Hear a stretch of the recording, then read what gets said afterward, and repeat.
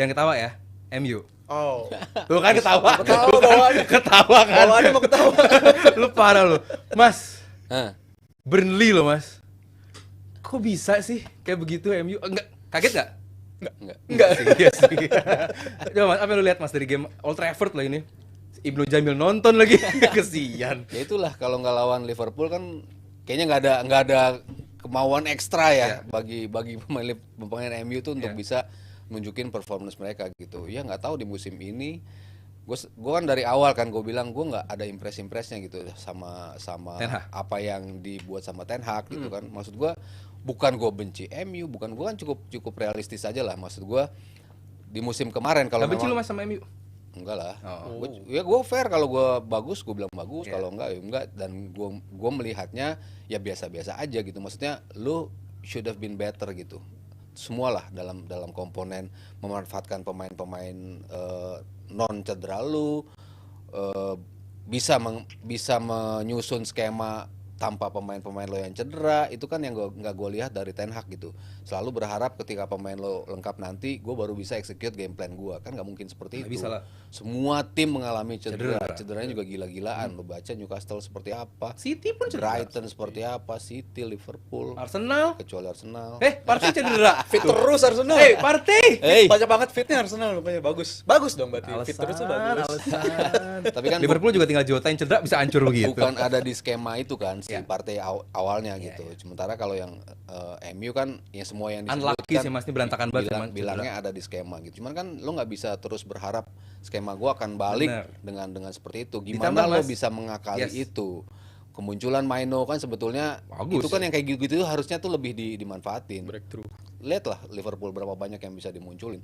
Ya walaupun mungkin nggak konsisten sepanjang musim, tapi lo bisa nongolin Bradley, lo bisa nongolin Kwanzaa, lo bisa ya masih kepercayaan sama Curtis Jones sama Elliot. Maksudnya pemain-pemain yang bukan pemain inti sebetulnya gitu, tapi kan dia bisa menstabilkan tim ini dalam sebuah periode yang cukup panjang. Nah, Ten Hag kan nggak bisa melakukan itu. Bahkan pemain-pemain intinya sekarang udah mulai kemakan juga nih. Malah pemain mudanya yang bagus-bagus. Iya, pemain-pemain intinya kan udah kayak Garnacho kan udah mulai turun lah performance-nya. Ya satu-satunya pemain yang menurut gua stabil Maguire sama Bruno itu sama Onana naik turun ya. Sekarang lagi bagus sebetulnya Onana. Cuma di pertandingan kalau bagus sih enggak ya sesuai tugasnya lah.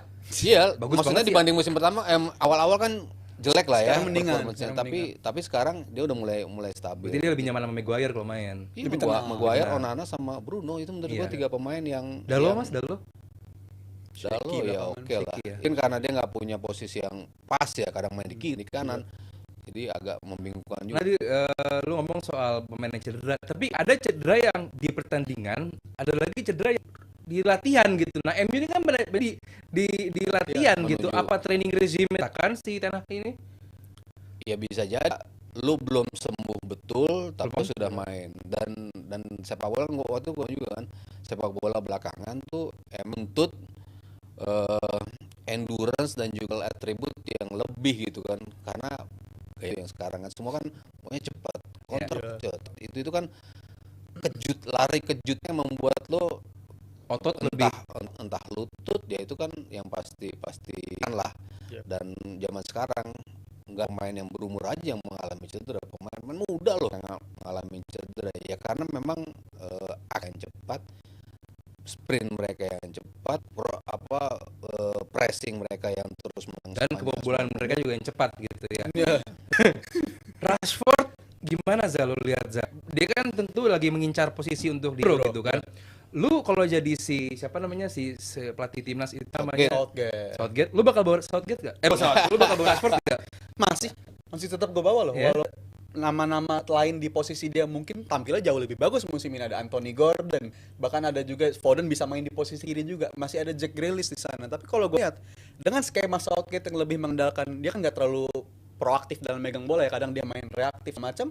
Justru kalau mau main reaktif kayak begitu, orang paling cocok untuk posisi itu gue bilang masih Rashford. Oke, setuju. Untuk bisa menghukum lawan Dan dia lebih bintang gitu cepat. Iya, lebih cocok di posisi itu. Rashford juga di World Cup kemarin gue bilang tampilnya cukup bagus, dan di Euro juga bisa ngasih impact segala macam. Jadi gue masih ngeliat dia ada kemungkinan masih jadi starter bahkan untuk di Euro, dan masih jadi atlet penting untuk timnas Inggris. Ada juga yang nggak kalah bagus itu Anthony, pemain kesukaannya Mas Haryo, bikin gol lagi kemarin gitu. Apa cuma hoki aja? Apakah itu bagus? Oke, dia bikin gol, tapi berapa banyak peluang yang dia buang-buang kemarin gitu. Tapi kalau soal performance Come on, wise, Zal, maksudnya bagus appreciate atau golin, oke. Iya. Tapi kalau ngeliat performa emang lagi agak membaik dia belakangan. Tahun ini bisa jadi pembeda lah, walaupun ada kontroversi minggu lalu lawan si Coventry kayak gitu yang sama sekali nggak perlu. Tapi kalau dari performance, gue ngeliat dia ngasih sesuatu yang lebih energik dibandingkan pesaing-pesaingnya di posisi sayap kanan.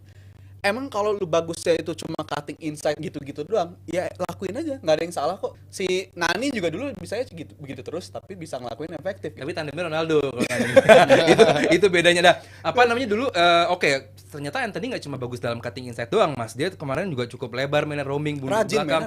Rajin gitu. Sebenarnya ini bukan ditunjukkan baru-baru aja, tapi udah lumayan lama juga dari tengah musim juga dia udah begitu Anthony maksudnya. Kenapa ada yang salah dengan skema Ten Hag nggak cocok Anthony itu, padahal kan yang mendatangkan Anthony ya Ten Hag gitu kan. Apa yang salah sama sistemnya Ten Hag kah, atau emang Anthony-nya nggak bisa nurut sama Ten Hag? Gimana konsistensi sih kalau menurut gue. Anthony ini ya dia kan nggak bisa nunjukin konsistensi, dan Ten Hag kan lebih melihat ke konsistensi. Pemain-pemain yang dia pilih kan yang emang menurut dia konsisten gitu kan. Si ya Garnacho yang dapatnya semua lah, yang dapat starting line up kan pasti murni konsistensi.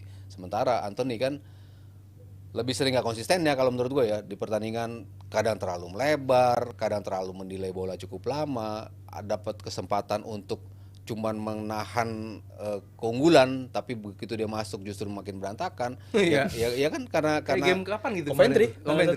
Banyak performance dia yang kayak gitulah, yang lu harusnya nggak delay bola, lu harusnya delay bola, lu malah kehilangan, yang kayak gitu-gitulah.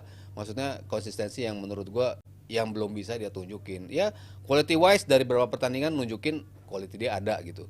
Cutback dia ada, tendangan dari luar kotak penalti ada, dia juga punya gitu. Cuman nggak pernah konsisten gitu loh. Sementara di tim seperti MU kan yang lo tuntut kan emang lo bisa main day to day, week to week, ya kayak gitu. Ya kayak apa yang ditunjukin oleh Bruno lah.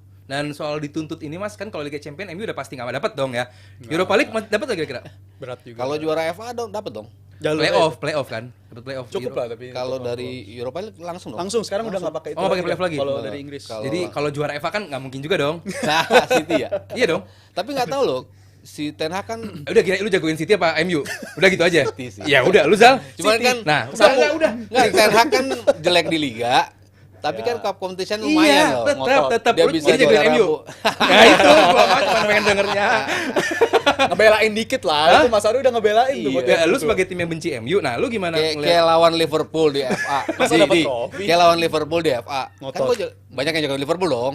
Itu mah Liverpool ngelepas FA judulnya. Kan dia bisa. Ternyata United bisa maksimalin segala situasi lah ternyata untuk menang. Kita bisa aja memuji itu semua. Begitu gue tanya, jadi City apa MU? City sih ya, sama aja. Yang lawan paper ya City. Iya, nah kalau di luar cup tadi Mas, posisi table wise gitu. Kayaknya masih 6 sih mereka.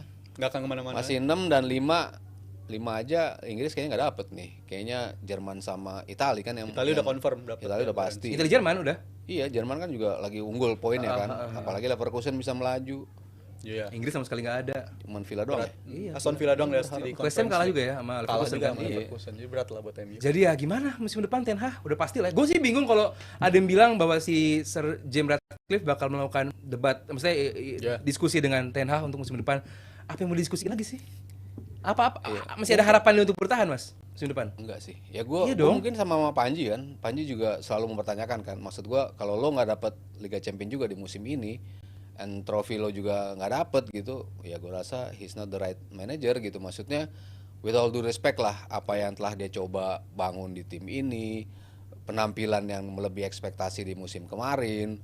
Tapi kalau lo pelatih sekelas itu, lo kan harusnya di musim kedua lo tetap bisa nunjukin itu gitu. Tapi lo nggak bisa gitu, walaupun lo bisa lolos di cup competition lah. Tapi gue nggak ngelihat dia punya kemampuan untuk menstabilkan tim dalam durasi panjang seperti di liga. Mas, lu sebagai si paling far, kita sedikit belok nih sebelum nanti kita bahas timnas.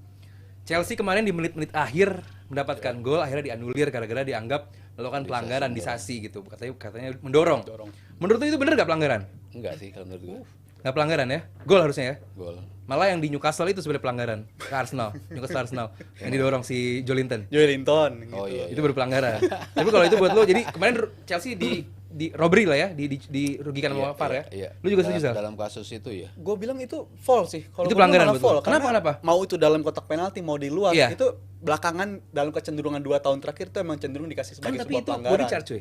Iya, tapi itu Kan ada handnya gangguan nggak juga. extend, Nge-swing. Tapi dia tahu persis apa Kalau yang dia Rizky Ridho lakuin. kan jelas Rizky Ridho. Nah, jelas Nah, penalti, ini kan layak dihukum. body charge, Tapi cuy. menurut gua si Badia Sile tahu persis apa yang dia lakuin, itu istilah kalau dari bahasa wasitnya body nudging ya, badinya dia ditahan kayak begitu, dan menurut gua emang itu udah jadi normalitas dalam 2 tahun terakhir, khususnya sejak kedatangan VAR itu kerap kali dijadiin sebagai sebuah foul. Dulu mungkin nggak dianggap sebagai sebuah foul. Gue ingat Arsenal pernah kena kayak gitu sama City dulu, si Aguero nudging pemain kayak begitu. Tapi sekarang hal kayak begitu baik di kotak penalti maupun di luar kotak penalti, wasit punya kecenderungan buat ngasih itu sebagai Lagian sebuah Zal, emang ada beda ya pelanggaran di kotak penalti sama di luar kotak penalti? kadang kecenderungannya beda. Kalau di kotak penalti dianggap kurang cukup untuk sebagai sebuah dihukum sebagai sebuah penalti kayak sebagainya, itu sama aja. adalah kayak begitu. Itu udah sering terjadi khususnya di Premier League musim ini juga, standarnya itu agak berubah kalau di luar kotak penalti sama di dalam kotak Terakhir penalti. sebelum kita ke timnas, Declan Rice kemarin nendang si Ben Davies apa siapa gitu. Iya, Pelanggaran Ben nggak, Mas Aryo? Bener penalti atau enggak? disapu gitu kan. Iya. Sulit dong kan. Tapi kalau gua sebagai ya pengaman atau apa, ya yang di itu kan kontaknya, dan emang Declan Rice ada kontak kan, emang setuju. Cuman kan emang nggak ngelihat dia gitu. McAllister pernah begitu juga kan, tetap penalti juga. Berarti emang itu dianggap penalti sih Mas sekarang. Yang dihitung kontaknya begitu kena Izal ya. Ya, kesapu kayak begitu, dan gua rasa reaksi Rice udah nunjukin ngedescribe itu layak penalti apa enggak, karena dia sendiri juga expect langsung net wasit reaksinya agak kecewa gitu, tapi akhirnya wasit nggak ngeliat apa-apa, nganggap itu bukan penalti, sampai akhirnya wasit diintervensi di tengah-tengah suruh penalti, dan menurut gua layak banget emang Disapu penalti. Disapu ya sama si Rice itu. Dan jebret tim di rumah juga jangan lupa sapu-sapu nih, kita ada pre-order jersey timnas React. Pre-ordernya ini tanggal 22 April sampai tanggal 6 Mei. Ini desainnya langsung dari @malvinco. Filosofi patternnya pada jersey yang terbentuk dari ragam motif populer jersey tim nasional Indonesia sepanjang masa. Ragam motif ini diusung dengan tajuk Shape of Diversity atau keragaman suku bangsa dan budaya yang ada di negara Indonesia. Itu kontak personnya ada Anjar. Lu juga bisa langsung ke IG atau Twitter Jebret Media. Itu bisa langsung nih, karena cuma dari tanggal 22 April sampai tanggal 6 Mei itu. Lu mau pakai nama J It Says juga boleh. Tuh di dada juga ada banyak desain berbagai macam jersey timnas Indonesia.